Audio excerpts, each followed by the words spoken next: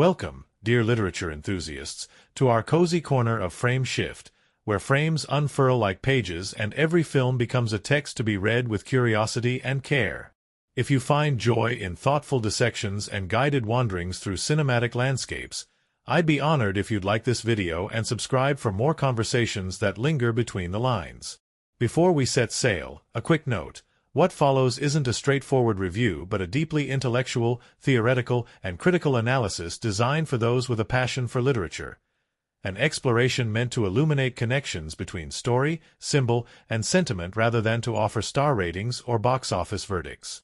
I still remember the first whisper of this tale's premise reaching me, a reimagining of a classic that promised fresh echoes of familial bonds, of belonging, and of the strange, beautiful dance between the familiar and the otherworldly. My heart, ever attuned to the rhythms of narrative lineage, fluttered at the thought of encountering new verses in a story I once knew by heart. In much the same way that I once traced the knotted allegories in Gabriel Garcia Marquez's prose, I found anticipation stirring for those hidden nuances in this film's weave. As I settled into the theater seat for opening night, the scent of buttery popcorn mingled with the faint hum of expectation. I thought of lazy afternoons spent under swaying palms with a well-worn copy of Their Eyes Were Watching God, marveling at how Zora Neale Hurston transformed every breeze and bird call into narrative music. In that spirit, I hoped this new tale would use its Hawaiian setting not merely as backdrop but as a living, breathing presence, imbuing characters with the terrain's own pulse, where every volcanic stone and hibiscus bloom might carry metaphorical weight. The film opened with a panorama of cerulean waves cresting towards sun-drenched shores, a sequence that felt like the first lines of a poem unfurling across the screen. There was a hush in the audience as credits faded into the gentle lilt of ukulele strings, and I found my own breath quieting in response. It was impossible not to feel tugged by that initial melody, carried into a world where home is both sanctuary and frontier, and where the boundaries between flesh and blood and cosmic misadventure blur into something wondrously porous. At the story's heart stands an unlikely duo whose bond pulses with the authenticity of lived friendship. The young heroine, whose laughter blooms brighter than the sunrise, navigates childhood's tender turbulence with a toughness that belies her years. I was reminded of Scout Finch's Pluck In to Kill a Mockingbird, the way innocence and moral clarity can intertwine to cut through life's knottiest thickets. Opposite her stands a creature of laughable proportions, whose physical oddities become invitations to examine our own notions of otherness and empathy. In those early acts, the filmmakers plant seeds of duality, the idea that what sets us apart can also be our greatest gift. Moments of quiet domesticity are punctuated by surreal interludes, glimpses of star charts and spaceships that unfurl like cosmic appendices to an otherwise grounded narrative. It felt akin to reading Calvino's Cosmicomics, where the ordinary world reveals secret constellations just beyond the page, and where wonder is always lurking behind the veil of routine. We're introduced to a community as layered as any chorus in Greek tragedy, where neighbors gossip in sunlit yards, elders impart folklore beneath banyan trees, and the young heroine's guardianship extends not only to her cosmic companion but to all who wander into her orbit. Each interaction felt crafted with a novelist's ear for dialogue, cadences that rang true in their imperfection, sentences broken by laughter or curdled by misunderstanding, always alchemized into something that hummed with vitality. As the narrative unfolds, the stakes grow from the intimate to the existential. A government agent arrives, notebook in hand, embodying the threat of order imposed upon a world brimful of gentle chaos. His stern gaze cut through the island's laid-back veneer, a reminder of Foucault's panoptic gaze in Discipline and Punish, how surveillance can fracture trust and warp the tender fabrics of community. Yet even in his intrusion, there lies the promise of transformation, as he too becomes a pupil in the school of belonging. There's a scene that still stirs me. Under a blanket of jeweled stars, our heroine and her otherworldly friend share a moment of pure, unguarded revelation. She confesses a fear that tugs at her chest like a barnacle on bare skin, and he offers a gesture of comfort so small, a tilt of the head, a quiet hum, that the camera closes in on those faces so sharply that you could count the stray hairs standing on end. It felt like reading a confessional poem, where vulnerability is both the question and the answer. The plot quickens as chaos stirs beneath the surface, rumors of cosmic bounty hunters, of experiments gone awry, of loyalties tested in the crucible of impending separation. In these passages, I found resonance with Shakespeare's Tempest, where the very air seems charged with the echo of torn skies and fractured kinship. Each twist felt earned, each choice weighed against the anchor of the hero's moral compass, reminding me of those moments in great tragedies when a single word can irrevocably alter destinies. Key thematic elements ripple through the film like refrains in a song: the intersection of found family and chosen fate, the fluidity of identity in a world quick to assign categories, and the redemptive power of forgiveness, even when betrayal stings like salt in a wound. I found myself pausing to reflect on my own journeys. Times I have felt unwelcome in new places, yet uplifted by unexpected kindnesses that reshaped my sense of self. These personal resonances lent each cinematic echo a depth that lingered long after the lights came up. The visual world of the film is a study in contrasts. Sun-dappled beaches give way to fluorescent lab corridors. The heroine's makeshift crafts contrast with gleaming alien tech that hums with cold precision. Yet every frame feels bound by a unified aesthetic. Colors that speak in island dialects of turquoise and tangerine, of shadowed greens and lamplit ambers. It's as if the production designer sketched with memory itself, reducing no detail to mere decoration, ensuring each object and hue carries forward the narrative's emotional currents. Sound design weaves in mythic undertones, pulses of electronic hum underscoring the humdrum of daily chores, crescendos of orchestral swells as portals flare to life, and moments of near silence that feel more haunting than the loudest clang. In these interludes, I thought of the silences between stanzas in poetry, the pregnant pauses where meaning writhes just beneath the surface, waiting for the reader's mind to leap and seize it. As the midpoint twist unfurls, we discover that the heroine's interstellar companion harbors secrets of his own, a fragment of memory lost like a page torn from a beloved book. When that revelation dawns, the air seems to crackle, and I felt a familiar ache, echoing those chapters in childhood novels where a character's buried past opens warded doors in one's own heart. It's a moment that transcends spectacle, crafted to resonate with anyone who has ever glimpsed a shadowed corner of their own story. The penultimate conflict blossoms into a tender crucible of choice, loyalty to blood versus loyalty to bonds formed across galaxies, the price of sacrifice measured not in cosmic units but in tears shed beneath the swaying palms. In that crucible, the film echoes the great moral dilemmas of literature, from the agonies of Dante's descent to the redemptive light of Eliot's wastelands. And yet, it never feels forced. Instead, it flows with the organic grace of waves lapping at moonlit shores. Finally, the resolution arrives on a note that is neither triumphalist nor despairing but suffused with the bittersweet ache of growth. The heroine stands on the brink of change, her eyes alight with the wisdom earned through trial, and the audience feels, as I did, that we have journeyed alongside her through every laugh, every tear, every breath held in shared suspense. The film closes like a poem's final line, a quiet echo that invites us to carry its rhythms into our own stories.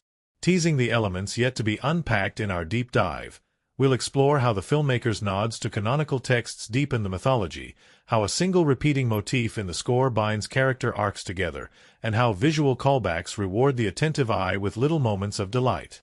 We'll question the ways in which the film interrogates belonging and displacement, and celebrate the moments when it turns martial standoffs into metaphors for reconciliation. As we set sail on this voyage of analysis, I invite you to lean in with the same openness that our heroine extends to her cosmic friend. Together, we'll unravel layers of meaning, trace the threads of intertextual dialogue, and discover why this film resonates not only as entertainment but as a mirror to our own lives. Thank you for joining me, my fellow seekers of story. Let's dive into the heart of this tale and see what wonders await. The morning air shimmered with promise as the first rays of dawn brushed the palm-fringed shore, and there, crouched at the water's edge, our heroine sketched miniature castles in the wet sand. She was small, no more than 10, with a mop of dark curls that caught each golden beam, but she moved with the solemn dedication of an artist at prayer. I remember the hush that fell over me as I first glimpsed her silhouette against the tide, the same awe I felt reading my grandmother's journals by lantern light, discovering worlds in her careful scrawl. That moment, so quiet and so full of wonder, set the stage for everything that would follow. She called the shoreline her canvas and her canvas her refuge. Each morning found her trailing fingers through the surf, her head tilted as though listening for a secret echo beneath the waves. In those early scenes, the film lingers on her small hands shaping turrets and moats, and I caught myself leaning forward, heart thrumming, as though her careful etchings might draw me into her world. The camera seemed to whisper, "Notice her solitude, her fierce independence." In that solitude lay a hunger, for belonging, for understanding, for something to call home beyond the tiny beachfront cottage she shared with her older sister. Enter the stranger, not a boy from the village school, but something altogether other. He tumbled from the sky in a flash of emerald light, landing with an ungraceful thud behind the dunes. In that instant, the film's palette shifted. The familiar hues of sunrise gave way to iridescent greens and blues, and I felt a thrill in my chest, as if I'd stumbled through a wardrobe into an unseen realm. He was small and round, with 4 arms folded like origami and ears that tapered to points. His eyes, wide and inquiring, reflected not the sky or the sea, but something far stranger, a curiosity that mirrored the heroine's own. Their first meeting was a study in awkward grace. She approached with her head cocked to one side, sand falling from her fingertips, while he pivoted on stubby feet, emitting a series of chirps that sounded like laughter made melodic. Neither spoke, language would come later, but in that charged silence they circled each other, 2 outliers drawn by the same magnet of loneliness. I remembered the first time I met my own kindred spirit, a glance exchanged across a crowded room, the pulse of recognition. Here, the film captures that recognition in a solitary frame of her hand nearly touching his, suspended just above skin that seemed both alien and achingly alive. As dawn matured into morning, the village awoke around them. Coconut vendors arranged their baskets in neat pyramids, fishermen hauled nets slick with color, children called to each other in a sing-song chatter. Yet our 2 protagonists remained ensconced in their private orbit, unmoved by the bustle. She lifted his headband of braided grass, a makeshift crown, and placed it on his brow. He responded by offering a small shell, its surface striped with amber veins. That exchange, silent but deeply spoken, marked the beginning of their pact, a pact of curiosity, of shared wonder, of mutual protection against a world that would label one of them a misfit and the other a menace. The first half of our tale unfurls like a double helix, weaving together domestic ritual and interstellar chaos. By mid-morning, we've glimpsed her home, a modest timber structure pressed against the island's edge. Inside, her older sister moves with weary grace, shoulders steady, eyes bright with both love and exhaustion. By day, she works as an apprentice at the local veterinarian's office, patching bruised birdwings and gingerly coaxing sea turtles back to health.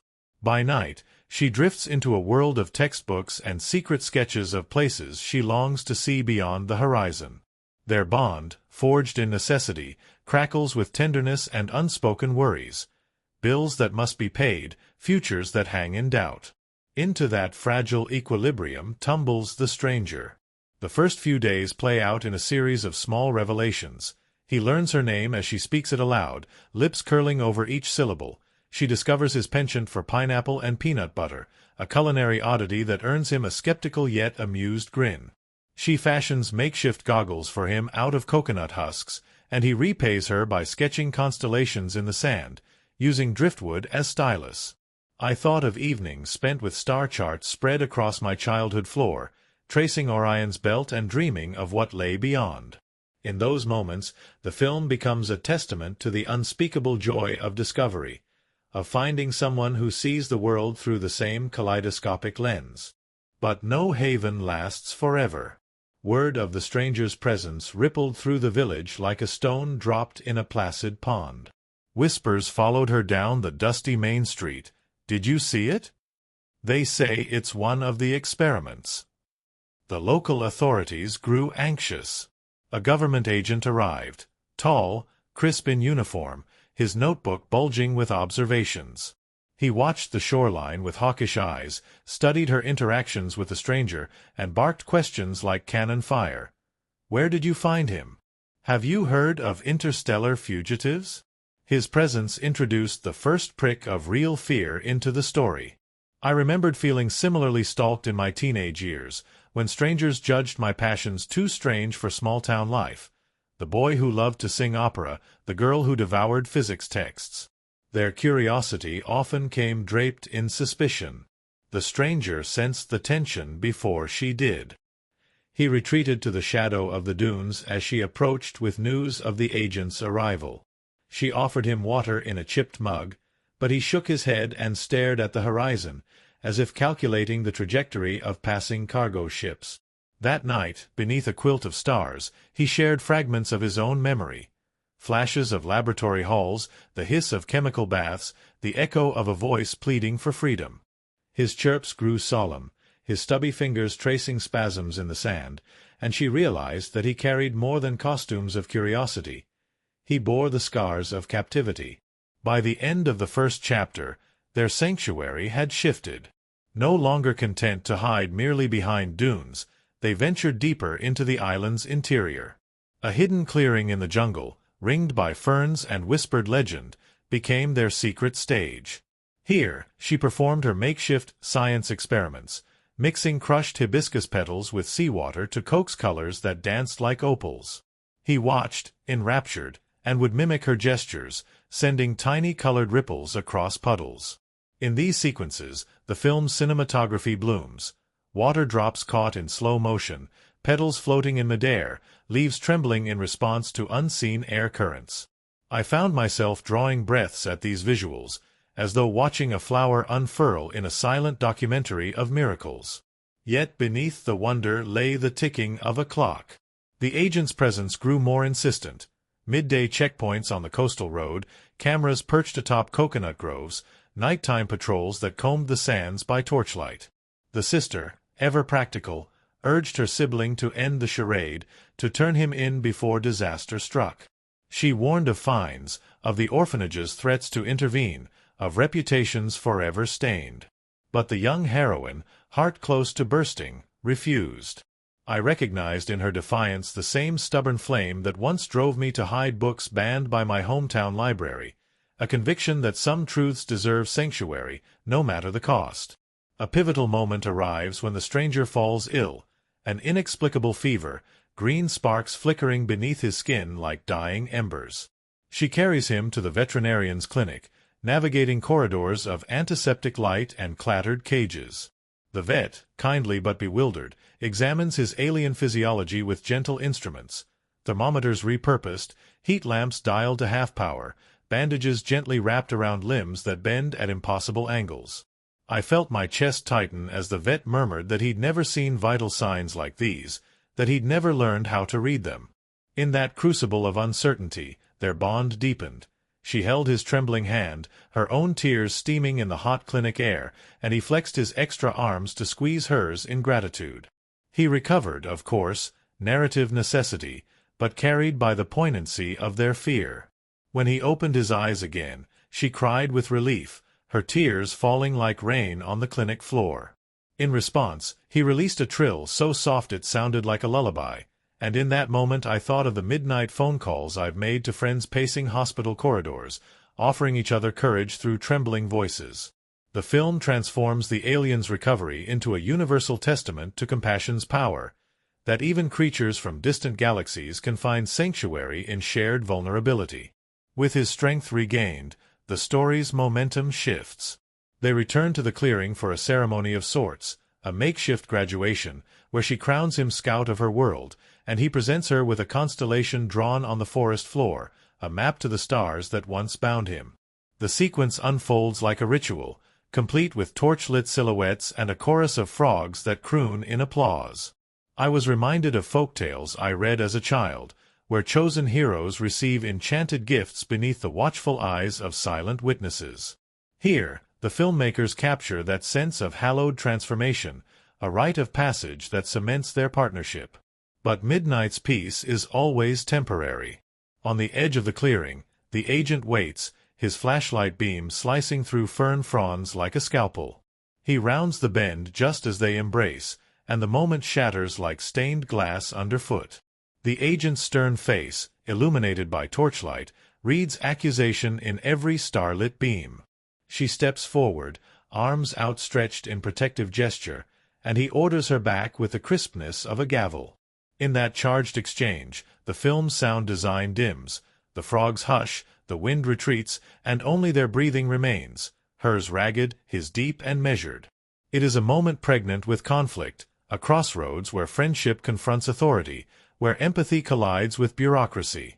Before we drift into the story's second exploration, we linger on the emotional currents at play, loyalty's brittle edges, the promise of sanctuary tested by the glare of reason, and the courage required to defy powers that claim to serve the greater good.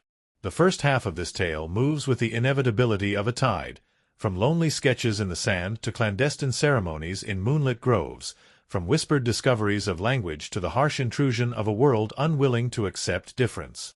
And at its core remains the question that set our journey in motion. What is home if not the hands we trust, the hearts we shelter, and the bonds we choose, even when the horizon beckons with both promise and peril? By the time midday sun tipped toward afternoon, the shores had emptied of curious onlookers, and only the calls of distant gulls bore witness to the unfolding drama. She led him along the winding path that skirted the lagoon, each step measured against the hush of the palms swaying overhead. His 4 arms flexed with nervous energy, fingers brushing against ferns as if seeking comfort in their cool fronds.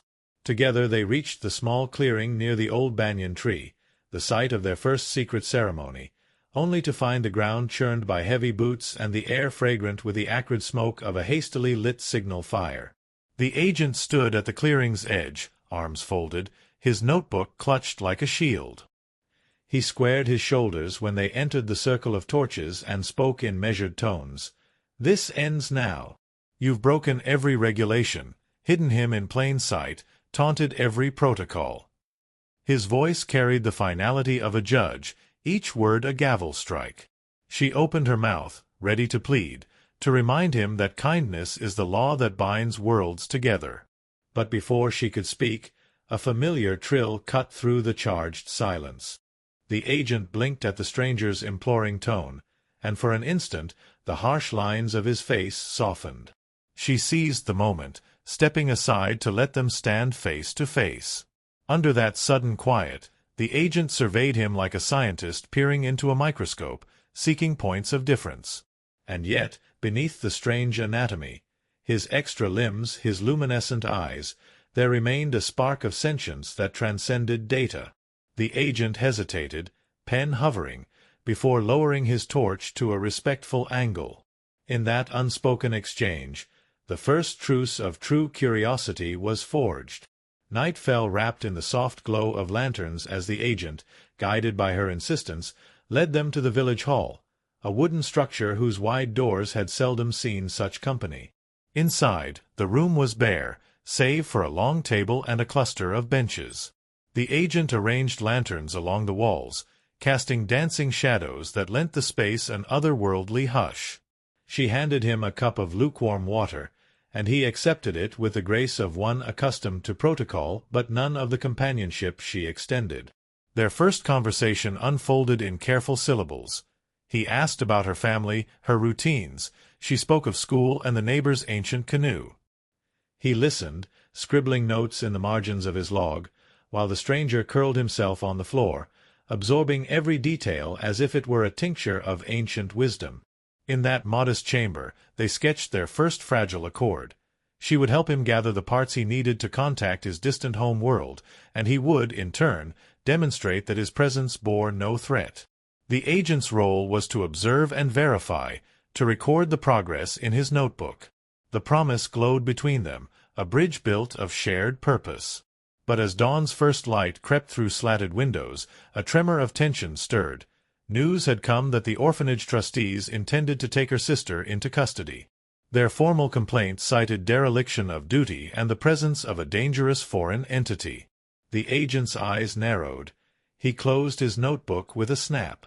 Their accord faltered under the weight of bureaucracy's iron will. Rather than collapse in despair, she summoned her sister to that dusty hall, the stranger tucked safely behind a wooden column. When her sister arrived, hair tied back in neat coils, a stack of veterinary charts clutched in hand. Wide-eyed and worried, she poured forth the tale with tremulous urgency, of the alien who needed help, the benevolent bond they shared, and the looming threat of institutional separation. Her sister listened, shoulders stiff, tears glistening at the corners of her eyes. Then she crossed the room, placed a firm hand on each of their shoulders, and spoke in a voice that trembled only once, "We do this together." With that alliance formed, they turned to their greatest challenge, constructing a device capable of sending a signal across the void. In the days that followed, the village's old radio tower became their cathedral of hope. They scavenged wires from broken generators, coaxed circuits from abandoned battery banks, and repurposed satellite dishes long since fallen silent. The agent studied each schematic they drew on scraps of paper, marveling at her intuitive leaps and the stranger's uncanny understanding of quantum resonance. In his world, frequencies pulsed with fractal patterns. Here, he translated them into glowing diagrams that shifted like living glyphs on sheets of bark. Amid the labor, small moments of levity bloomed. She and her sister serenaded the stranger with Hawaiian folk songs as they soldered connections under lantern light. He responded with chirps that rose in melodious harmony, his laughter echoing like wind chimes at dusk. The agent, initially rigid as a statue, found himself tapping his foot to the rhythms and smiling behind his stoic veneer. In that workshop of repurposed dreams, they rediscovered the essence of community, the alchemy of collaboration, the soft glow of shared purpose. Yet progress always carries the echo of impending obstacles. On the night they prepared to conduct the first test transmission, the sky itself seemed to rebel. Clouds swirled into angry roiling masses, and thunder rolled with the promise of torrents. She watched the stranger set the final dials, his 4 arms dancing over controls with urgent precision. The agent stood by her side, flashlight cradled in both hands. When the moment came, he flipped the switch, and the tower hummed like a waking giant.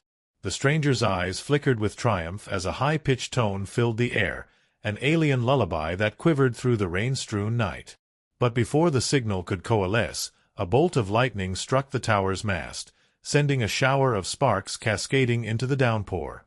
The stranger cried out, small limbs recoiling from the electric strike. She lunged forward, shielding him with her own body, while the agent fumbled to cut the power. The world narrowed to the hiss of rain and the flicker of flame. In that crucible of disaster, time slowed, and she felt his small hand press against her chest, steady and warm. And then, as suddenly as it began, the storm passed, leaving the night silent as a held breath. They roused themselves, wrapped in blankets by the crackling embers of a hastily built fire, and tended to the stranger's singed circuits with bandages and scalded palms. The agent, shaken, admitted aloud for the first time that he had underestimated the depth of their bond. "I thought I was here to contain you," he said in a voice rough with unaccustomed humility, "but now I see I'm here to protect you." His confession hung between them like a fragile truce, one that would transform into genuine guardianship. Dawn broke again, this time over a freshly mended tower. With provisions gathered and hearts sworn to solidarity, they decided to attempt the transmission one final time, this time under the gentlest sky. As she climbed the tower's rungs, the stranger at her side, the agent shone a guiding beam, his silhouette etched against the rising sun. At the summit, she adjusted the dish's angle toward a star that had burned since before any human memory. He tapped a series of commands into a handheld console, and the wave of radiant energy shot skyward, dissolving into the blue. They watched in a reverent hush as the device powered down, its circuits cooling in the golden light. For a heartbeat, nothing stirred, no distant reply, no cosmic echo. Then came a soft trill, so faint it could have been the wind among the wires. His head tilted, 4 arms clasped in anticipation, and she pressed her ear to the speaker. That single note blossomed into a cascade of harmonics, a song composed of digits and stars, calling across the vast void to a distant family she could scarcely imagine. Tears slid down her cheeks as she squeezed the stranger's hand in triumph. But the triumph rippled into new tensions. Word of the audible signal reached the orphanage trustees, who stormed the village hall with a legal writ and a command to surrender custody. They cited every statute and regulation in their fatigued voices, their hands clutching folders stamp-sealed with authority. In the charged moments that followed, she stepped forward, shoulders squared, her sister at her side, and the stranger perched on her shoulder like a living talisman. She spoke without quaver, her voice carrying the weight of every moment of shared wonder. She challenged the trustees to name a law more sacred than compassion, more binding than kinship. The trustees wavered before her courage, notes of doubt creeping into their rehearsed speeches.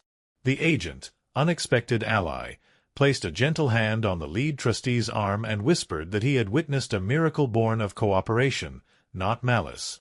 He vouched for their unity, for the stranger's benign heart, and for her unshakable devotion. Under that quiet advocacy, the trustees folded their writs and retreated, leaving the clearing to the hush of early evening and the soft glow of fireflies. Their victory, though sweet, carried the bittersweet tang of change. The stranger's home response would come not only in signals across the sky but in the need to depart. On the final morning, they gathered once more beneath the banyon's sprawling limbs. She handed him a small collection of tokens, a conch shell glazed with iridescent pastels, a braided lei scented with plumeria, and a hastily sketched map of constellations that she had memorized from his diagrams. He pressed each token to his heart, his green skin quivering with emotion not bound by words. The agent watched from a respectful distance, notebook unused now that his role had shifted from observer to friend. As the sun crested the horizon, bathing the clearing in molten gold, the stranger stepped forward to the base of the tower. With a final chirp, a melody of farewell, he activated the device one last time. A shaft of emerald light arced into the firmament, painting the dawn with hues of home. She covered her face against tears, and he pressed his slender arms to her cheeks in gentle reassurance. Then, as the light dimmed, he climbed into its glow and vanished, leaving behind a chorus of echoes that rippled across the village. She stood at the edge of the clearing, arms wrapped around herself, breathing in the scent of damp earth and salt on the breeze. No one spoke, no one moved. But in that encompassing silence, she felt the vastness of both loss and hope, the bittersweet truth that beginnings and endings are woven from the same golden thread. In the stillness that followed, her sister slipped an arm around her shoulders, and the agent approached, offering his notebook now empty but his heart full of unspoken gratitude. Together, they left the clearing, carrying the weight of memories that shimmered like morning dew on fronds. The shoreline awaited, its waves beckoning with their timeless lullaby. As they walked, the first call of returning gulls unfurled overhead, and she whispered to the wind, "Aloha," she said, a word that means both hello and goodbye, both blessing and benediction. And in that word lay the promise of new chapters, of futures uncharted, of kinships unbroken, and of the enduring magic that blooms when two souls, however different, choose to walk together beneath the same sky. She moves through every frame with the gravity of a planet pulling moons into orbit, Lilo, whose small body contains the thunderous heartbeat of an ocean's roar.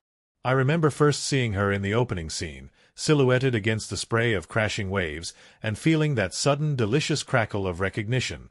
Here is someone whose loneliness feels as vast as the sea, yet whose spirit gleams brighter than a sunlit crest. In literary terms, she is our trickster heroine, both child and cauterizer, a force that reshapes the world simply by refusing to fit its molds. I think back to that moment in Catcher in the Rye, when Holden's caustic observations feel less like teenage rebellion and more like a clarion call to authenticity. Lilo, in her ragged dress and uncombed hair, embodies that same unvarnished sincerity. She pairs it with a hunger for belonging so fierce that even her most awkward gestures, clumsy hugs, impulsive declarations, become acts of radical vulnerability. There is a moment, early on, when she stands in her kitchen doorway, spoon in hand, daring the adult world to offer her the comfort she has crafted for herself.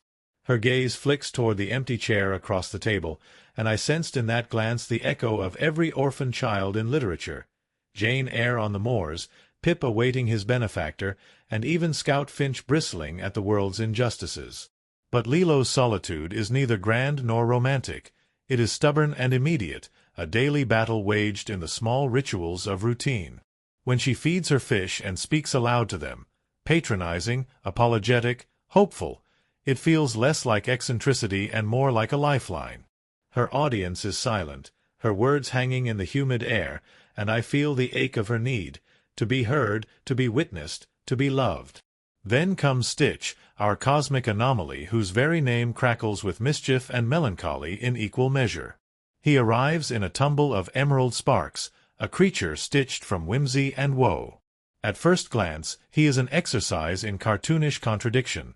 For stubby arms, a mouth that speaks of predation, eyes too large for his face, an avatar of visceral unease. Yet in that imbalance lies his greatest power.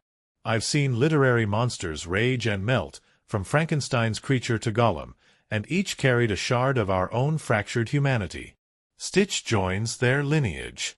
Beneath the rumors of him as Experiment 626, designed for chaos, beats the marrow of a misplaced child, a soul yearning to rewrite its programming through yet unseen acts of kindness. I recall the scene where he tilts his head at Lilo's screeching antics and responds by attempting to unzip her skin, half in curiosity, half in feline mischief. It is horrifying and tender in the same breath.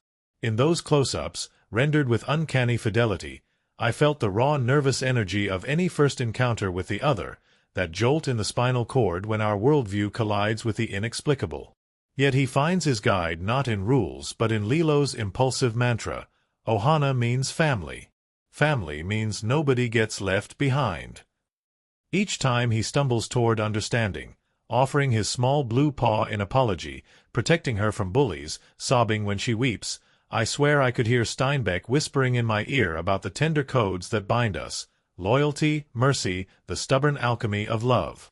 Her older sister, Nanny, inhabits the space between duty and desperation with a poise that breaks my heart each time I watch her struggle. She is our weary caretaker, whose every labor, washing sheets in the midday sun, fielding calls from social services, patching broken bicycles, becomes a stanza in an uncelebrated epic. I think of Tess of the D'Urberville, not in tragedy but in persistence. Tess's quiet ferocity as she refuses to abandon those she loves, no matter the world's cruelties. Nanny strides through the film with that same determination. When she slams a door in frustration, you feel the tremor in her bones. When she forces herself to smile for a job interview, you taste the grit behind her facade. Then there is Captain Gontu, whose chiseled features and military bearing betray a loneliness as profound as Stitch's. In that rigid spine, I recognized echoes of male protagonists in post-colonial novels. Figures like Okonkwo in Achebe's pages, whose obsession with order masks a fear of irrelevance.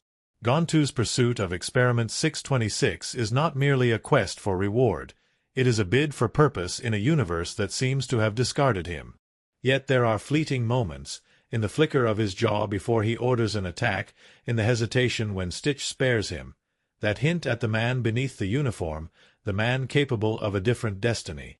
In these glimpses, I sense the tragic poetry of a hero who grasps at villainy as though it were his only inheritance. Dr. Jumba Jukeba and Pleakley, the cosmic odd couple exiles tasked with recapturing Stitch, offer delights of their own. Jumba, the self-appointed mad scientist, shuffles through each scene like a rain cloud pregnant with comic potential. Beneath his braying laugh, however, lies a cautionary tale of creators undone by their creations. I thought of Prospero in The Tempest, packing a promise of both wonder and exile, banished in pursuit of knowledge. Yet Jumba's moments of contrition, scripted in hesitant glances at the suffering he unleashes, remind us that even the architect of chaos can yearn for forgiveness. Pleakley, with his primed hairdo and single-minded devotion to protocol, is our embodiment of bureaucracy run amok, yet his insistent camaraderie with Jumba and his florid display of affection for Earth's flora invites us to celebrate the idiosyncrasies of every outsider. Among the human ensemble, the social worker Cobra Bubbles looms as a figure of formidable restraint. His silence roars like a question mark over every domestic scene, his dark glasses reflecting more than the midday glare. He stands at doorways with the authority of an avenging angel, yet in the subtle quirk of his eyebrow when witnessing Lilo's care for Stitch, I hear the echoes of watchful deities in ancient myths, the heroes and the judges, observers conferred with mercy as much as law. No words pass his lips, yet his presence shapes destinies, urging us to consider the quiet power wielded by those who determine who is fit to belong. The minor children at Lilo's school, Tanner the bully, the hesitant friend who hides sketches of space rockets, populate her world like a Greek chorus. Their mockery and eventual embrace trace the arc of prejudice reframed by empathy. I remembered reading Harper Lee, sensing how small acts of courage can reshape the communal heart. When Lilo stands up to Tanner, refusing to apologize for Stitch's chaos, she models a defiance that ripples through her peers. By the film's end, the chorus's tone has shifted. What began as jeers becomes whispers of admiration. In that transformation, the movie reminds me of, say, Shanagan's pillow notes about fleeting beauty, moments of mercy shining brightest when they patch the tears in social fabric. Even the island itself emerges as character. Hawaii's volcanic cliffs, its cacophony of birdsong, its derricks of sugarcane fields whispering histories of colonization and resilience.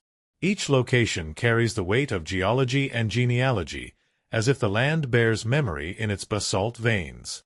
When Lilo and Stitch run through banyan groves, their laughter commingles with narrations of native chants etched into every stone. In these scenes, I felt the undertow of Kincaid's Island essays, which remind that place shapes us as much as we shape it. Here, home is both cradle and crucible, a stage on which our characters find, lose, and reclaim the promise of ʻohana.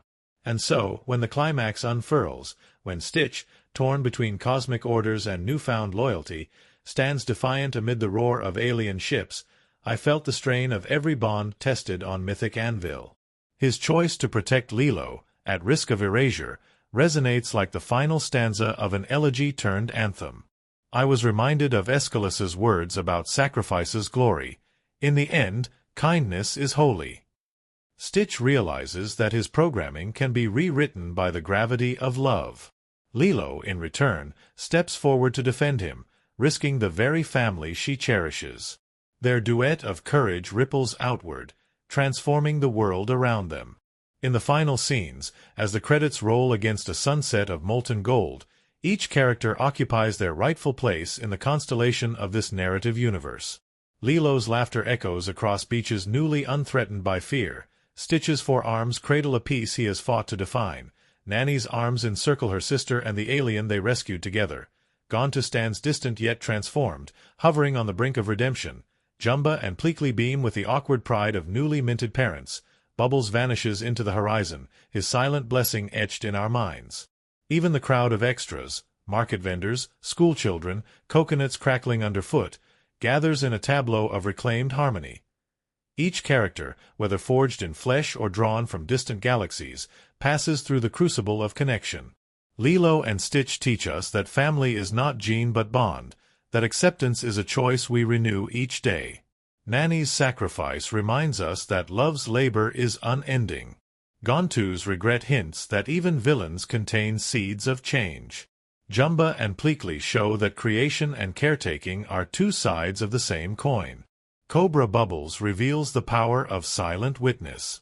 And the island itself whispers that home is not a static place but a living story we co-author. In reflecting on their arcs, I see my own reflection. Moments when I first forged friendships with strangers, when I stood guard over misfits, when I wrestled with the call of duty against the plea of compassion. I remember streaks of alien loneliness in crowded rooms, the sting of exile in familiar towns. And each time, I found solace in stories like this one, which remind me that even the greatest chaos can be steered by the steady hands of empathy. In their journeys, our characters become beacons. They light the path from loneliness to community, from fear to understanding, from orphaned heart to the sanctuary of ʻohana. And in their shimmering wake, I find hope that no one, no matter how different, need ever face the world alone. I can still feel the salty breeze that swirled through the open backlit when filming first began, as if Maui itself exhaled a sigh of welcome, and perhaps a warning. The remote cove chosen for the opening beach sequences was less picture-perfect paradise and more wild, uncharted frontier, where plumes of sea spray rose like ghostly fingers against jagged lava rock. On day 1, the crew arrived to discover that local fishermen had rigged nets and lines across the very stretch of sand where the heroine was meant to sculpt her miniature sandcastles. Legend had it the spot was known to locals as the Crying Shore, named for the way morning fog clung to the cliffs like mournful wails. Production designer Maia Nakamura stood ankle-deep in turquoise surf, clipboard in hand, and simply said, "Well, we'll build our castles elsewhere, if we can find a sand patch that hasn't been claimed by ghosts." Later that afternoon, as the art department dismantled half a dozen crab traps with apologetic fishermen, a sudden squall swept in from the west. Within minutes, the sky at the opposite horizon crackled with green lightning. So rare in that latitude it had residents scurrying indoors to check their storm shutters. The gaffer, Ricardo, told me afterward he'd never seen such an electrical display without any rain clouds overhead. Cameras had already been rolling when the storm front hit, and director Kealoha Parker shouted, "Keep rolling," as gear rattled on the bluffs. The resulting footage, a flash of emerald in an otherwise fair-weather scene, ended up in the final cut, woven seamlessly into Stitch's first otherworldly glimmer. No one dared explain whether the green bolt was a freak meteorological fluke or some cosmic signal welcoming Experiment 626 to his new home. While the beach shots unfolded with mythic unpredictability, the jungle interiors were filmed on a soundstage in Honolulu, disguised by draped vines and enormous fern fronds imported from the Big Island. The plant wranglers, known as Green's Men, discovered that the fern species they'd lugged in had a penchant for creeping into camera booms and microphone cables overnight. On more than one occasion, grips found themselves untangling delicate boom mics from a tangle of fronds bearing the tiny footprints of gecko lizards. One morning, a startled audio technician swore he heard a gecko squawk like a startled parrot through the lavalier mic before they realized the creature had taken refuge inside the windjammer. That odd screech crept into the ambient jungle track, and editors later joked that it was the cry of the lost experiment, an unexpected signature of the film's soundscape. The creature itself, Stitch, was conceived through a hybrid of practical puppetry and groundbreaking digital animation. Model makers spent weeks sculpting a detailed maquette, complete with silicone skin and tiny mechanized joints. On one fateful test day, the head puppeteer, Jasmine Lee, accidentally over-lubricated the neck hinge, and Stitch's head flopped forward so swiftly it nearly knocked the lead animator's tablet off the tabletop. The room fell silent, then erupted in nervous laughter as the silicone eyelids fluttered in a comical slow-motion blink. That impromptu flop became so beloved that animators inserted a fleeting homage in one of the deleted scene reels, where Stitch, startled awake, flops face-first into a bowl of poi. Voice casting brought its own trove of oddities. Young Maia Kealoha, cast as Lilo, insisted on recording her lines in character, even off the record. During her first session, she brought a small cloth doll of a manta ray, which she named Maka. Whenever she flubbed a line, Maka would absorb the frustration. Maia would squeeze the doll, then regain her composure. Producers watched in amazement as her retakes carried genuine squeaks of exasperation, a tiny inversion of the child's unfiltered emotional register. When asked later why she used Maka, Maia explained, "She reminds me that even when I mess up, I have someone to hug." The sound editors found space in the mix for a barely audible soft squeeze, her doll's plaintive sigh, woven into a moment when Lilo collapses on her bed in tears, a heartbeat-quiet Easter egg known only to superfans. The adult voices came with their own backstage sagas. Chris "Koa-I" Andrews, who landed the role of Cobra Bubbles, recorded his lines so deep in a custom vocal booth that the producers dubbed him the Burrower. To accommodate his resonant timbre, engineers had to install extra sound-absorbing panels, layers of thick velvet drapes and fiberglass tiles, to prevent the booth from vibrating like a drum.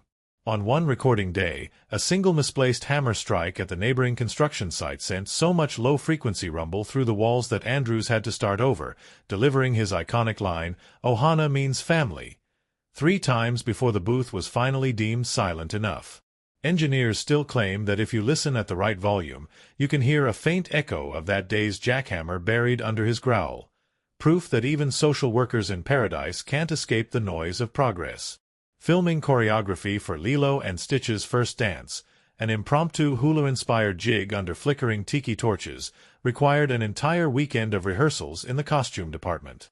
Stitch's silicone suit, painstakingly painted to shimmer in torchlight, was a marvel of practical effects but a boiling cauldron for any stunt performer inside. The suit's internal climate control was little more than a series of small fans fitted in the helmet, and after 20 minutes on set, the performer inside began hallucinating faint spots of green light in his peripheral vision, the same color as his own skin. Makeup artist Tane Scorpion Kapu recalls slathering Stitch's cheeks with cooling gels between takes, calling them antidote packs, and the choreographer, Leilani Rountree, later included a brief off-camera water break in every rehearsal to prevent experimental vision, as she termed it, from derailing the sequence. Props department lore abounds as well.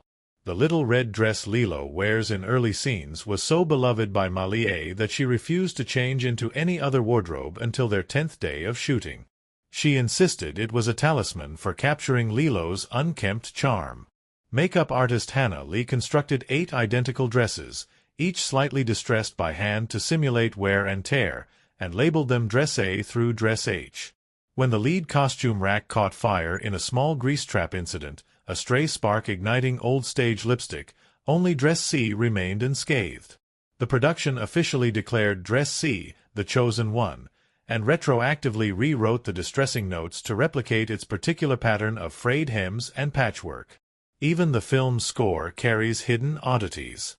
Composer Keoki Birdcall Puni arranged to record a choir of local Kahiko singers on the crater rim of Mauna Kea, at nearly 14,000 feet altitude, to capture the wind's howls weaving through basalt fissures. The singers wore layers of parkas and singing masks, and halfway through the session, the oxygen levels dropped low enough that one of the sopranos emitted a spontaneous arpeggio so high and pure that recording engineers had to scramble to recalibrate their mics. That ethereal trill became the Aloha motif, a leitmotif that plays whenever Lilo and Stitch share moments of pure connection. Studio brass insisted it was worth the breathlessness freeze, calling it the summit of cinematic sound. Unusual occurrences peppered the set of Lilo and Stitch's interior scenes as well. The shared kitchen set, a faithful recreation of a modest Honolulu home, was so cozy that dozens of geckos, drawn by the stray crumbs of rehearsal snacks, took up residence behind the pantry doors. On low-light nights, the sound mixer would swear he heard their scratching through his boom mics, capturing their tiny chorus of gecko pops beneath the dialogue. Rather than fumigate, the production team hired a local herpetologist to humanely relocate the geckos to a nearby botanical reserve, offering them cameo credit as local extras. In one deleted scene, you can spot them flitting past the window in a pan shot, an uncredited island welcome party. Set safety protocols were tested when a towering replication of an ancient stone tiki collapsed unexpectedly during a high wind gust. The 20-foot prop, engineered to look like weathered lava carving, was built with hollow foam and steel supports. On what should have been a calm afternoon shoot, a sudden wind tunnel effect between two palm. What can make high winds between palms? The gap between soundstage and real outside. The tiki leaned, cracked with a thunderous snap, and fell earthward, missing the background actors by mere inches. Production came to a standstill as grips scrambled to secure rigging lines. The site manager declared thereafter that no tiki would ever stand unsupported by at least 3 redundant safety cables, though stunt coordinator Mana Kai joked that the collapse was Stitch's way of saying aloha with a bang. Cultural consultants played a quietly heroic role throughout, guiding every invocation of Hawaiian tradition. One day, a camera assistant gently questioned whether it was acceptable to film a restoration of a traditional emu pit on sacred land. The consultant, Kumu Leilani, led the crew in a brief prayer, before a single spade of earth was turned, then instructed them to scatter half the dug soil over a nearby shoreline as an offering to the Mu, guardian spirits. Crew members later said the air seemed to shimmer with gratitude, an unspoken blessing that set the tone for the next scene, a heartwarming family feast that ended up evoking genuine tears among the extras, many of whom felt they were participating in a living ritual rather than a staged sequence. Amid these cultural care and mechanical miracles, The production also endured the curious case of the disappearing track shoes. Every day, props master Kealoha found 2 pairs of athletic sneakers missing from the craft services tent. He chalked it up to pranks, perhaps the grip's ritual shoe relocation, until one morning he discovered a single trail of sand leading into the lagoon. A faint ripple in the shallow water suggested someone had tried them on for a swim. Security guards staked out the tent the next night and caught a nocturnal cast member slinking off with the shoes, claiming they were the perfect fit for a quick dip in the surf. The cast member was gently reprimanded, the shoes returned, and a no footwear left behind policy was humorously added to call sheets thereafter. When it came time for the government agent's unobtrusive interior scenes, the production erected a 2-story replica of the village hall in a forest clearing north of the official set. The transitions between day and night shoots here were notorious. After the sun dipped below the exotic eucalyptus that fringed the clearing, fog machines pumped out dense mist that clung to every crevice. Actors often found their lines swallowed by the haze, only to have the special effects team dampen the floors with glycerin to make droplets glisten under the lanterns. One night, the combined glycerin and mist created such a slick sheen that Grip Chief Kauai almost performed a perfect figure skating spin before catching himself on the corner of a bench. He declared it the most polished fall in cinematic history. Across the board, the production's craziest mishap involved the climactic test transmission sequence atop the radio tower. The practical tower set was erected on a bluff overlooking the bay, tethered by steel cables and bolted into bedrock. During the first technical run, as the heroine and Stitch activated the console, the weight of the assembled rig caused the entire structure to lean several inches toward the sea. No one was injured, but the leaning tower became an overnight legend. The director quipped that it added real dramatic tension, a last-minute special effect born of gravity. Engineers reinforced the base at 3 a.m., working by headlamps and balmy trade winds, and the sequence went into the can just as the sun crept silver over the Pacific horizon. As filming drew to a close, the cast and crew gathered for one final passing of the ukulele ceremony, a riff on the studio's usual wrap party traditions. The director presented a custom ukulele carved from reclaimed koa wood, engraved with each department's name around its sound hole. He handed it first to the costume designer, then to the special FX lead, and on down the line until it reached the young actress who played Lilo. She strummed a single chord, an off-key, beautiful blur of hope, and the assembled team broke into applause. Even the grizzled Grips, once wary of moisture and mosquitoes, cheered as though at a championship victory. In the months since Lilo and Stitch 2025 sailed into theaters, superfans have tracked down every one of these oddities. The green lightning bolt in the sand, the gecko pops under the foliage, the lone tiki tile bearing a splinter from its collapse, the faint squeak of a silicone doll squeeze in early audio tracks. Documentarians have mapped the production's path from reckless weather to cultural reverence, erecting online shrines to each prank and near miss. But beneath the lore lies a simple truth. Making a film of this scale in a place of living legend requires more than cameras and scripts. It demands humility before storms, curiosity about the smallest creatures, respect for sacred land, and a willingness to let the unexpected shape the tale. And so, whenever I press play on that first scene, the child tracing sandcastles at dawn, the alien's flicker of emerald light, the sky crackling in defiance of reason, I see not only the finished shot but the wild tapestry of events that birthed it. The fisherman's nets, the gaffer's storms, the puppeteer's head flop, the gecko choir, the collapsing tiki, the haunted track shoes, the leaning radio tower. Each strangest fact about this movie is a treasure buried beneath the veneer of spectacle, a testament to the madness and magic of filmmaking. In their weaving, we glimpse the true heart of cinema, the unpredictable confluence of chaos and care that transforms frames of celluloid into living myth. The moment the credits fade and those first notes of the ukulele drift into silence, I hear echoes of a choir not of voices but of questions. Questions about belonging, otherness, and the strange alchemy that turns chaos into family. At the heart of this film lie a series of set-piece events, each charged with deeper currents that ripple through the narrative and into our own lives.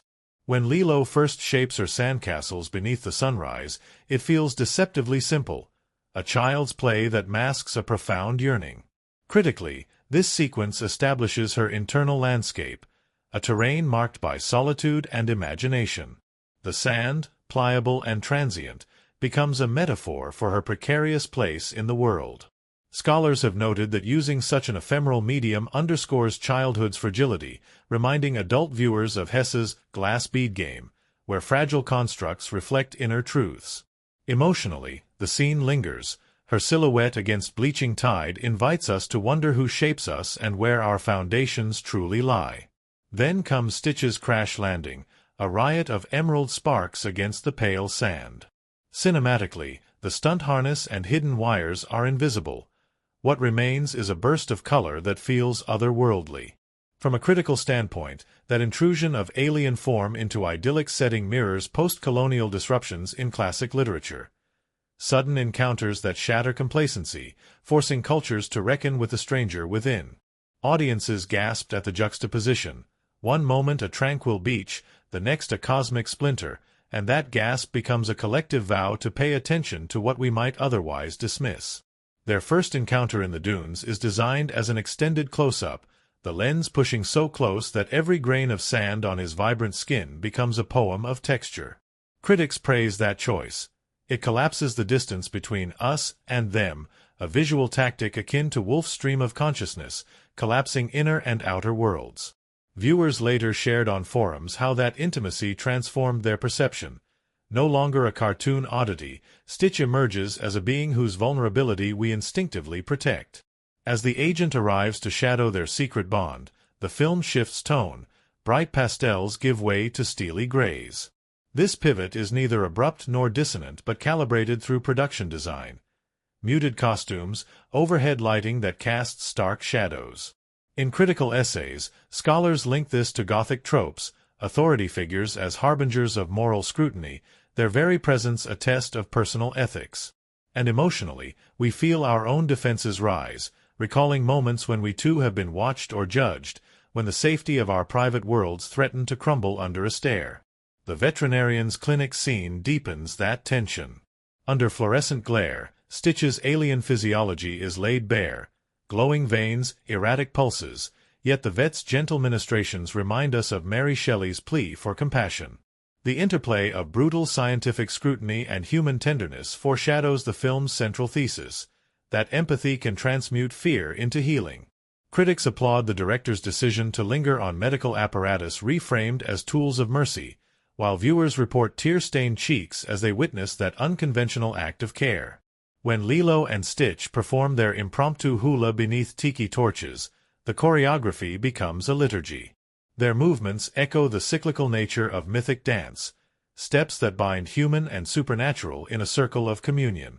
Cinematographer Leilani Roundtree's decision to track in a single unbroken take invites us into their ritual, forging an unspoken covenant. Academics point to this as documentary-style verite, blending staged performance with authentic emotion, and audiences have recounted the memory of that dance as the moment their hearts opened to the film's thesis of radical hospitality. The test transmission climax atop the radio tower brings the narrative's technical and emotional arcs to a head. Stark crosscuts between Stitch's trembling fingers at the console and Lilo's resolute gaze anchor us in shared resolve. Sound designer Keoki Puni layers her heartbeat with rising electronic pulses, a sonic homage to Bartók's music for strings, percussion, and celesta, where organic and mechanical meld in eerie harmony. Critics note how that score choice underscores the collision of alien technology with human spirit, and, in theaters, audiences report their own pulses racing as if they too are transmitting a message across the void. Then, the lightning strike, the real meteorological anomaly captured on location, becomes a narrative turning point. Shakespearean scholars liken it to Prospero's storm in The Tempest, a cosmic act that tests human bonds. Yet here, instead of division, the storm forges solidarity. Lilo shields Stitch, and the agent leaps to assist them both. It's a crucible of sacrifice that redefines heroism as mutual vulnerability rather than lone valor. Emotionally, viewers describe that moment as an epiphany, an embodied lesson that love is forged in shared peril. The film's penultimate confrontation, when the orphanage trustees descend with legal writs, serves as a tragic comic reversal of courtroom drama. The dialogue snaps with the precision of Brechtian verse, exposing the hollowness of laws untempered by mercy. Critics have lauded the sequence's rhetorical choreography. Her impassioned plea reframes legality as an empty vessel without compassion. Psychologists note that audiences respond with a mix of anger and relief, their own sense of justice awakened. Finally, the farewell beneath the banyan tree synthesizes every thread. Lilo's gifts, a map of constellations, braided leis, a conch shell, become symbolic ciphers. Each token is charged with narrative labor, from the sand-drawn constellations that mapped Stitch's origin to the lei's fragrant memory of home. When Stitch activates the beam to return home, the visual effects team layers in a chromatic palette borrowed from Joseph Cornell's boxes, brilliant oranges and ultramarines signifying transcendence. Critics connect this to ekphrastic tradition, where visual art becomes another language of myth. And as Stitch vanishes into the dawn, audiences often rise in unison, tears mingling with smiles, a testament to the film's crafted emotional resonance. Through these events, the film's impact has been measured not only in box office receipts but in the quiet testimonies of viewers who carry its lessons into their own lives. Literature professors have brought it into curricula on found family and otherness. Community groups have held ʻohana screenings to foster dialogue on inclusion. Mental health advocates cite its portrayal of empathy as a model for healing trauma. The critical consensus is clear. These meticulously staged events converge to create an experiential architecture where story, sound, and spectacle meld into a vessel for radical compassion. In the end, the film's most enduring achievement lies in its invitation to see difference not as threat but as opportunity, to recognize that every exile, be they cosmic or cultural, yearns for ceremony, sanctuary, and the sacred bonds we call family. And as the final chord fades, we emerge shaped by its harmonies, carrying home the quiet conviction that, like Lilo and Stitch, we too can find our way across the galaxies of isolation into the shared orbit of belonging. I still remember the first time I set foot on the shores of Kauai, where the morning light moved through the palms like dancers in a silent hula. We'd arrived in a caravan of cargo vans, our gear stacked high, cameras, cables, tents for the art department, crates labeled cultural artifacts, handle with aloha. As the production assistant led me over driftwood and jagged reef rock, I felt that familiar thrill, the same I once felt at the edge of a book's first chapter, knowing we stood on the threshold of woven dreams made real. The film's producers had insisted on authenticity. No sound stages for these beach scenes, they'd said. Let the ocean shape our perspective. And so, down we trudged in hiking boots and straw hats, each step echoing with the promise of sea spray and the risk of rolling ankles. We'd scouted dozens of coves before choosing this one, reputed among locals as the Anini of the North, protected by reefs, yet still wild enough to gift us storm-tossed logs and wind-carved boulders. On our first sunrise test shoot, the cinematographer, Kai Namu, unleashed an array of lenses, anamorphic for scope, macro primes for close-up intimacy, and a vintage 16mm Bolex for that grainy nostalgia. He set them on a tripod perched precariously above the titleline, then stepped back to admire his handiwork. Moments later, a rogue wave swept in faster than anyone anticipated, drenching the tripod and sending cameras clattering. We leapt forward in panic, shoes slipping in the surf, to salvage glass and metal. Breathless, soaking wet, we discovered that a stray droplet on the 16mm's gate had created a perfect sun flare in our test footage, an accidental grace note we later wove into Stitch's first luminous blink. Behind us, the art department had its own oceanic trials. Under the open sky, they built Lilo's beachfront cottage on a raked stage platform. Palm-thatched roof, bamboo railings, driftwood porch. But sand buried their nails and warped plywood overnight, so every morning they waded into the surf to reinforce supports with coral rock-filled sandbags. The head of props, Maia Santos, told me she'd never seen so many sandbag zombies. Crew members emerging ankle-deep in foam-filled sacks, cursing with only half their morning coffee kicked in. By the second week, they devised a coconut stabilization protocol, hollowing out coconuts and filling them with concrete to anchor the porch posts. It looked ridiculous, giant brown eggs at each corner, but it worked, and we kept them even after the cottage was struck by a late-season squall that would have toppled any ordinary structure. Meanwhile, in a rented warehouse in Honolulu, the costume team labored over Lilo's iconic red dress. They experimented with dozens of hibiscus-pattern fabrics, each iteration stiff as cardboard or prone to fading in studio lights. Finally, costume designer No Fong settled on a linen-cotton blend treated with natural dyes, extracted from local Hialeahua blossoms, that resisted sweat and held color under UV lamps. She even created miniature test panels, stapled along the warehouse walls, and checked them every dawn for new splotches of mildew or unexpected fading. By the time filming began, her cotton blooms had weathered steam rooms and storm showers without losing a hue of sunset red. In those same warehouses, the team built the jungle interiors. They imported ferns and tea leaves from Big Island nurseries, had them quarantined and washed by plant specialists to avoid invasive pests, then crafted false tree trunks of resin-coated foam that climbed 20 feet high. Grip charges installed bamboo support frames inside, and on the final day of construction, the set felt so alive that a dozen geckos promptly moved in, drawn by the night lights. When the actors arrived for their first blocking rehearsal, they tiptoed around as though in a living, breathing forest. The director joked that the geckos were the film's uncredited extras, and the sound team recorded their gecko chorus to layer subtly under the jungle ambience. The creature workshop, where Stitch was born, occupied a third warehouse painted matte black. There, model makers sculpted him in clay, then molded layers of silicone skin in shades of cobalt and teal. Each paw had 5 individually articulated toes, and his eyelids contained tiny servos to allow micro-expressions. During the first animatronic tests, one of the hydraulic lines sprang a leak, spraying silicone grease across the floor. The puppeteer, Mana Kale, slipped and did an accidental split, then popped up grinning and declared, "Well, that's one way to test his gravity center." The grease patterns became part of Stitch's backstage memoirs, photographed in a giant binder labeled Accidents Equals Artifacts. Parallel to these practical effects, the visual effects team in Vancouver constructed a digital Stitch skeleton for CG shots. They motion captured a gymnast named Keanu 4 Arms Puna, outfitted with extra marker rigs to simulate those stubby limbs.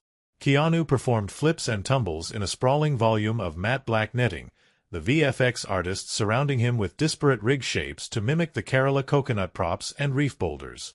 In one hilarious session, Keanu attempted a hula-inspired move, slipped on a netting knot, and shot up like a missile into the air, catching one of the overhead grid pipes. He dangled upside down for a moment before laughing and announcing, "If I can't do a smooth trip, this is how I'll fall, like a confused palm frond." The edited footage later inspired the playful Cartwheel of Doom gag in one of the promotional teasers. Voice sessions for the main cast took place in a small studio cloaked in soundproofing foam shaped like woven mats. Malia Kealoha, our Lilo, arrived each morning clutching her manta ray doll, Maka. She insisted on recording lines with Maka perched on her shoulder, speaking soothing words to her between takes. The actress who voiced Stitch, an improviser named Tane Mana, adopted a method approach. He spent days eating nothing but pineapple and peanut butter to match Stitch's on-screen appetite, then practiced chirps and whistles until dawn. The director, Kealoha Parker, recalled that their first complete read-through sounded less like dialogue and more like a duet of secret languages, a living poem of miscommunication that somehow spoke volumes in its playful clatter. Recording Captain Gontu's voice required a separate booth, outfitted with heavy-duty Auralex bass traps to contain Ron Deep Sea Delgado's resonant baritone. He recorded every line at 2 volumes, one so low it felt like it would rattle your sternum, and one so high it threatened to blow out the booth's window. Once, in the middle of a take, a passing freight train rumbled above the studio, and Delgado paused to ask, "What language is that?" "Sounds like the Reckoners approaching." Engineers had to remove 30 seconds of low-frequency rumble, but Delgado's question made the final mix, humorously munched by a slight echo, as if Gontu truly heard monsters everywhere. Down the hall, the composer, Keoki Puni, balanced ukulele recordings in a sunlit corner with subterranean percussion sessions in the studio's reverb chamber. He brought in ukulele masters to play beneath palm thatch screens, then recorded taiko drums inside a tiled bathroom to capture luscious overtones. His mix struck a balance between pastoral warmth and cosmic eeriness. On one track, he layered a field recording of cicadas from Hina Beach, pitched down an octave to become an alien hum. When Maia heard it in playback, she exclaimed, "That's how Stitch sings when he dreams." The team left it in, giving audiences a fleeting moment where you can swear the island itself is humming in harmony with our interstellar friend. Our production safety team earned its keep during the filming of the radio tower sequence. We built a 3-story scaffold atop a cliff, tethered by 12 steel cables drilled into bedrock. On the first tech rehearsal, a gust of wind measuring 25 knots nearly launched the director's chair off the edge. Safety officer Kainoa Pua ordered an immediate gear check and installed additional outriggers. Afterward, someone framed the battered chair, dented and scratched, as the director's windsock, a shrine to hubris and humility. It sat in the craft services tent until the final wrap, where actors posed beside it for a group photo, the tower looming behind like a silent sentinel. Cultural advisors played a foundational role, ensuring that every nod to aloha was grounded in respect. Kumu Leilani led daily pule, prayers, at both ends of the soundstage, and taught the cast correct pronunciation of Hawaiian phrases. She once gently corrected an extra's mispronunciation of hukapa, hospitality, by slipping a lei around his neck and saying, "Say it like the land itself breathes it." By the next take, the word rolled from their lips with a cadence so natural it felt sacred. The extras, lured by Hawaiian snacks and craft services, began greeting each other with aloha, even on their own off-camera breaks, a small but profound testament to the film's cultural heartbeat. On the final day of principal photography, we gathered for a sunrise shoot on a vantage point above Waimea Canyon. The air was thin and crimson light seeped through volcanic haze, painting the canyon walls like layered parchment. As cameras rolled the closing montage, Lilo tending her fish, Stitch perched on the porch, the ocean shimmering beyond, a pod of spinner dolphins breached the distant surf, arching in perfect unison. None of us directed that moment, and yet it felt scripted by nature's own hand, a silent encore to our tale of belonging across worlds. We captured it on a hidden drone, an unplanned flip of the sea, that now headlines the Blu-ray extras as Stitch's final gift. When editing began in Los Angeles, the assistant editor, Marcela Ortiz, discovered half a dozen secret takes buried in her bins. Stitch's impromptu hiccup, Malia's genuine giggle at a flubbed line, a crew member's off-screen woo-hoo when the drone dolphins breached.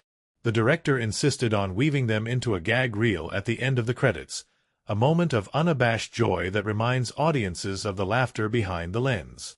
It's a tradition those in the know call the ʻohana outtakes, a nod to the film's central promise that no one gets left behind, not even the crew member whose yell nearly derailed a solemn scene.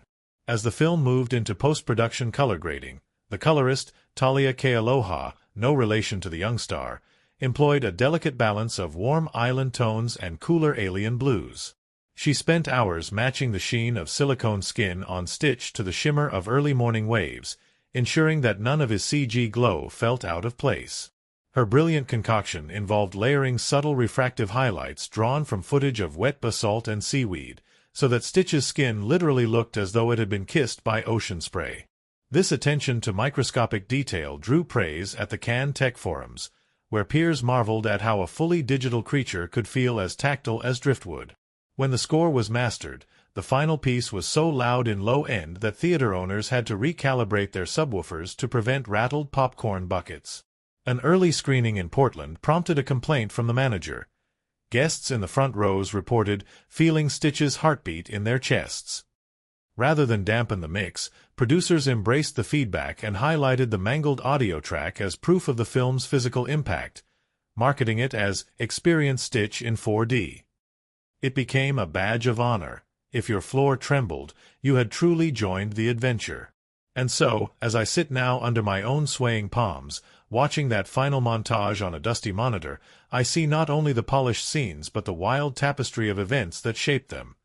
Nets in the sand, squalls of green lightning, poundings in the resin workshop, gecko choirs in the jungle, and the grand finale of dolphins dancing beneath dawn. Every bruise on a tree trunk, every outtake giggle, every canyon-born dolphin breach became a brushstroke in our living canvas. In the end, the film's true magic lies not in its pixels or puppets, but in the thousands of hearts and hands, gaffers and gourmets, puppeteers and professors, drivers and dancers, who tethered their craft to the spirit of aloha, forging from salt, sweat, and laughter an odyssey both intimate and infinite. And in that shared alchemy, I find the secret behind the secret, that every story we tell on screen is, at its core, an act of ʻohana, woven from the bonds we choose to shape, and from the wild, uncharted moments that shape us in return. The day dawns in a haze of rose and gold, and the camera drifts low over the coral-tipped breakers, catching each crest as though it were a secret waiting to be whispered. That opening shot, long and slow, the horizon soft with distance, immediately tells us that this is no cartoon soundstage but a world shaped by real tides and real sun. The wind off the Pacific ruffles palm fronds that stand like sentinels atop jagged lava rock, and in that gentle sway we feel the pulse of the island itself. It is a setting both welcoming and untamed, a place where every shadow might conceal a secret and every shaft of sunlight might illuminate an unexpected truth. We move from the shore inland to the village, its dusty main street flanked by weathered clapboard houses painted in faded pastels. The production designers scattered coconuts and handcrafted driftwood signs at doorways, so that every storefront feels lived in, every painted plank sun-bleached in a manner no filter could replicate. Extras bustle through these streets carrying woven baskets of fruit, their laughter echoing off corrugated tin roofs.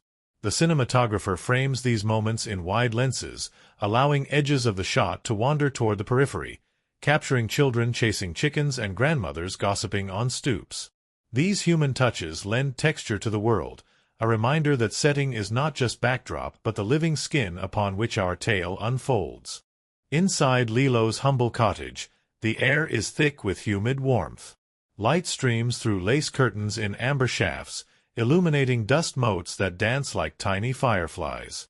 Here, the camera shifts to a more intimate lens, a 50mm prime that clings close to the heroine's face as she feeds her fish or flips through tattered photo albums. Each lingering close-up reveals the subtle tremble in her lip, the fine line of worry etched between her brows. Production designer Maia Nakamura filled the space with well-worn objects, patched pillows, hand-stitched quilts, mismatched mugs, so that every frame feels suffused with the residue of daily rituals. We breathe in her world. It is at once sanctuary and crucible, a place where memory and longing intertwine. Beyond the cottage lies the jungle, a cathedral of green where ancient trees arch overhead like cathedral vaults. Here the cinematographer abandons wide vistas for Steadicam sweeps through viscous underbrush. Each footstep in the leaf litter seems amplified, as if the forest itself is listening. The color palette darkens, emerald shadows punctuated by flecks of sunlight that speckle the ground like scattered jewels. Occasionally, a camera angle tilts up to reveal vines twisting into the canopy, and in those moments the trees themselves become characters, watchful, secretive, alive. The jungle scenes speak to our primeval fears and our lost sense of wonder. As viewers, we lean forward, compelled by the mystery lurking just beyond our gaze. When Lilo and Stitch slip into their secret clearing, a secluded glade ringed with ferns and wild orchids, the mood shifts once more. A ring of tiki torches casts flickering amber light that dances across damp stones and the clownish silhouette of the alien friend. The DP chooses to underexpose here, allowing the torches to bloom and the shadows to swallow the frame's edges. Motion in these scenes feels dreamlike. The soft focus filter imbues every movement with a gentle blur. In this liminal space, the rules of the everyday world fall away, and we sense that anything might happen. That chatter could transform into song, that an ordinary stick might hold the power to unlock a universe. The veterinarian's clinic carries a completely different energy. Stark fluorescent lights hum overhead, producing a flat, unforgiving glow that lays bare every scratch and patch in the linoleum floor. The medical equipment, stainless steel tables, glass jars of ointment, coils of latex tubing, gleams with antiseptic sterility. The camera adopts a static tripod shot for Lilo's tearful plea and shifts fevered twitch, echoing the procedural detachment of documentary filmmaking. Yet in cutting between these sterile lights and the warmth of Lilo's hands cradling her friend, the editors craft a quiet tension, compassion in defiance of clinical coldness. The setting becomes a crucible where the film's deepest themes, empathy overcoming fear, are distilled. Our journey climbs to a literal high point atop the radio tower. Here, the setting is harsh, corrugated metal underfoot, wind gusting like seeking fists, cables that hum with high-voltage promise. The cinematographer rigs a gyro-stabilized camera to rotate 360 degrees, so that when Stitch sends his signal skyward, the world spins around him in a vertiginous dance. Below, the Pacific glints like shards of glass, and above, low-hanging clouds swirl with inherited mystery. Rain begins to fall in thin sheets, captured in slow-motion droplets that stand out against the dark metal like trembling jewels. It is a moment of apex tension, where setting and action fuse. The steel and storm echo the urgency in the characters' hearts. Throughout these varied locales, color grading stitches them into a cohesive whole. The beach scenes bleed with warm ambers and cool aquas, the village wears ochre and rust, the jungle breathes emerald and bronze, the tower flashes cold grays and steel blues. In between, the occasional iris of neon, Stitch's bioluminescent skin, the flicker of alien tech, shakes the palate awake, a constant reminder that this world harbors the extraordinary within the everyday. It is as though each setting carries its own emotional dialect, and the film's final narrative emerges as the dialogue between them. Beyond mere backdrop, these cinematic elements shape our very perception. Low-angle shots of palm trees stretching into sky evoke the insignificance we feel before nature's grandeur. Dutch tilts in moments of crisis warp the horizon, signaling that the world has tipped off its axis. Intentional lens flares, shafts of sunlight or torchlight veiled by the lens, speak of divine intrusion, of magic bleeding into the mundane. Wide aspect ratio frames allow us to drink in the full sweep of Kauai's geography, while sudden jump cuts during frantic chases remind us how quickly paradise can become perilous. Sound design amplifies setting as well. The pulse of ocean undertones in beach scenes vibrates in our chests, the jungle's polyphony, raindrops on leaves, creaking branches, distant bird calls, forms a living tapestry. The clinic's low hum of fluorescent lights merges with the hiss of air conditioning, a sterile heartbeat. The tower's wind roar drowns out all but the rawest of dialogue, forcing silence into moments that normally crackle with speech. Together, these visual and oral elements transform setting from passive location into active storyteller. The island breathes, sighs, rages, and consoles. It holds our heroine as both cradle and challenge. It tests the alien's resilience and underscores the social worker's scrutiny. Each locale nudges narrative beats. The sand flat becomes a canvas of friendship, the village street a crucible of judgment, the clearing a temple of bond, the clinic a confessional, the tower a pulpit of salvation. In the end, it is this dynamic interplay of setting and cinematic craft that gives the film its unique alchemy. We do not simply watch characters navigate environments. We inhabit these spaces ourselves, our senses entwined with lens and light. We feel the spray of the Pacific on our faces, the stick of humidity in our hair, the hush of ferns under our palms, the antiseptic chill of fluorescent corridors, the thunderous heartbeat of steel towers against storm winds. Through these embodied sensations, the film lodges itself not only in our minds but in our muscle memory and our dreams. And long after the credits roll, we carry those settings within us, as a whispered promise that even in the ordinary earth beneath our feet there lies hidden magic, and in each tree-lined path and wind-tossed beach we might discover the door to worlds unknown. I still remember the first time I stepped onto that stretch of black sand beach just before dawn, the air heavy with salt and the sky a bruise of violet. Our small crew huddled behind windbreakers as the craft service tent doled out steaming mugs of coffee, each of us blinking against the glare of the Pacific's restless surface. We'd traveled from studios and soundstages, from high-rise lots and echoey warehouses, but nothing had prepared us for the raw vastness of Kauai's North Shore. Director Kealoha Parker stood at the water's edge, arms spread as if embracing the entire horizon, breath curling in the cool air. "This," he said, voice low with reverence, "is where our story begins."